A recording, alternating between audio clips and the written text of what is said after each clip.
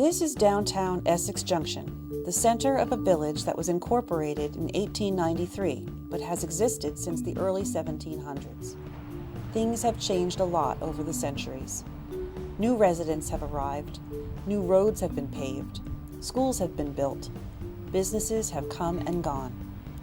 And here we are now in the 21st century, with more change coming. I'm Village Trustee Elaine Sobczak, and together with Channel 17 Town Meeting Television, I'd like to give you a bird's eye view of the village of Essex Junction and how change can affect the way our community looks. Over the course of the next several videos, you'll learn about our comprehensive plan and our land development code and how they work. We'll talk about the processes that developers and residents go through to make changes to their property. I hope when you watch these videos, you'll get a broad overview of how the village trustees, the planning commission, the zoning board, village staff, developers, investors, and our residents all work together to make plans for the future of the village. So please join me, and thank you for watching.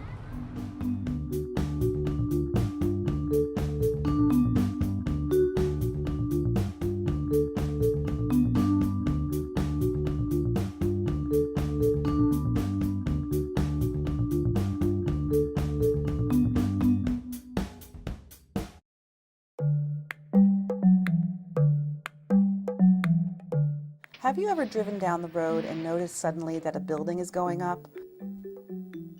Or a new road is being dug where there used to be an empty field? Or that an old house was torn down and now something much bigger is being put in its place? There are three main reactions people usually have when this happens. Huh! That's messed up. Why in the world would anyone put that there? How come I've never heard about this? Why weren't we told this was going to happen? It's those developers getting whatever they want as usual. I'm going to write a letter to the editor and tell those people to stop. They have no idea what they're doing. I'm going to go to the planning commission and tell those people to stop. They have no idea what they're doing. If you try number 3, you might end up with one of these reactions. I went to the planning commission, but they approved the project anyway. They don't listen to anyone but developers. I wrote a letter to the editor and no one from the village wrote back. They're not listening to us residents at all. I don't know why I even bothered. There's no way I can change anything. Not true. There are definite ways and times that you can have a lot of input. You just need to know your way around the development process a little. As a former planning commissioner and a current village trustee, I've seen a lot of buildings go up, and I've heard a lot of questions and complaints from residents. That's why Channel 17 Town Meeting Television and I have teamed up to do this little series of videos to teach you about the development process in the village. Lots of people see a development go up and wonder what went on in the background to make it happen. And sometimes a development or building is built that neighbors feel isn't a good fit for the village, and they want to have a say in what kinds of buildings can be built here.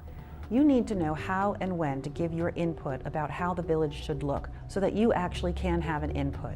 Knowing when to speak up as well as how is key. If you're coming to a planning commission meeting to talk about a development that's in its final review stages, you're pretty much too late. If there's a building going up in your neighborhood and you're unhappy about that, unless there's something illegal going on, there is very little you can do about it. Knowing what's going to happen before the plans are drawn up is your best bet for contributing to the process and being happier with the end result. So let's get started. How the village builds and grows is actually governed by two documents, the Comprehensive Plan and the Land Development Code. It's important to know what these documents are and how they are used, and it's also important to know when and how you can have input into what these documents contain. So let's start with the first document, the Comprehensive Plan. Every municipality in Vermont is required by state law to have a comprehensive plan. A comprehensive plan is created by a municipality to define its priorities, goals, and strategies for how the municipality will meet them. It's a roadmap, a game plan, a big picture overview of the municipality. Some of the things that are covered in a comprehensive plan include land use, transportation, utilities, preservation of natural and historic areas, energy, housing, and economic development. There's even a part where the municipality considers how it will relate to its neighboring towns. The plan also requires a sort of inventory of resources. How many parks there are, how many historic buildings, how many different kinds of roads run through the municipality, whether there are any ponds, streams, or lakes, things like that. It even contains a map that shows where all the wastewater pipes are and how wide they are. It's actually a really good resource for residents. Wouldn't you like to know where all the wastewater pipes are under your street? Vermont law requires municipalities to update their comprehensive plans every 5 years. The municipality must go through a public hearing process before adopting the updated plan. The municipal plan must also meet regional and state requirements and goals.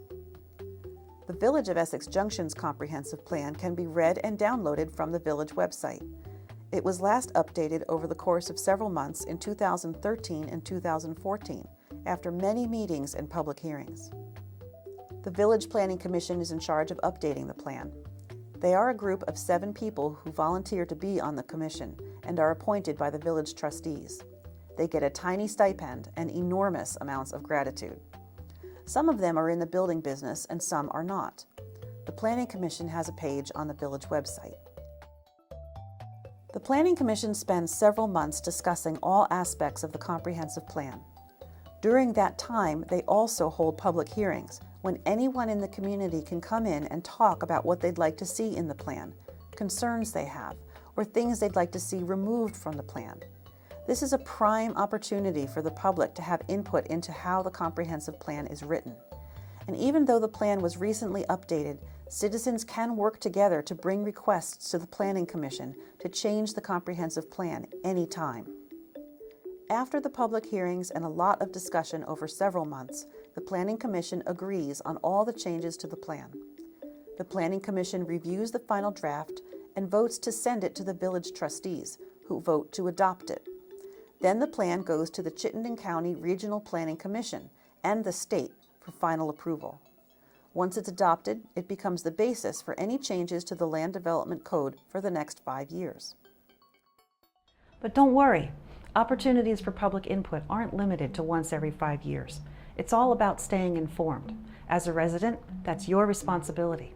Visit the website, read the plan, ask questions. As Thomas Jefferson said, an educated citizenry is a vital requisite for our survival as a free people. So to summarize, the comprehensive plan is like the overall picture for the village. It is required to be revised every 5 years. You can talk to the Planning Commission about the plan anytime. You can tell them what you don't like about it and ask for changes. You can suggest improvements to what's already there. You can share your vision for the future of the village and ask that it be included. If enough people wish to make a change to the plan between the 5-year required update cycle, then the Planning Commission can call for hearings and go through the update process again. Once the public hearings are over and the plan is adopted, whatever is in the plan becomes the roadmap for the village for the next 5 years, or until the comprehensive plan is changed again. Make sure you get to those public hearings so that you can be a part of the process. You may even find it interesting and want to learn more, or even become a part of the process. There are plenty of spots on committees, and the village always wants and needs your input. There are several short videos about the different parts of the comprehensive plan and the Land Development Code. You can watch them all in a row, or just the ones you're interested in. Either way, they're meant to help you understand what makes Essex Junction the community it is today.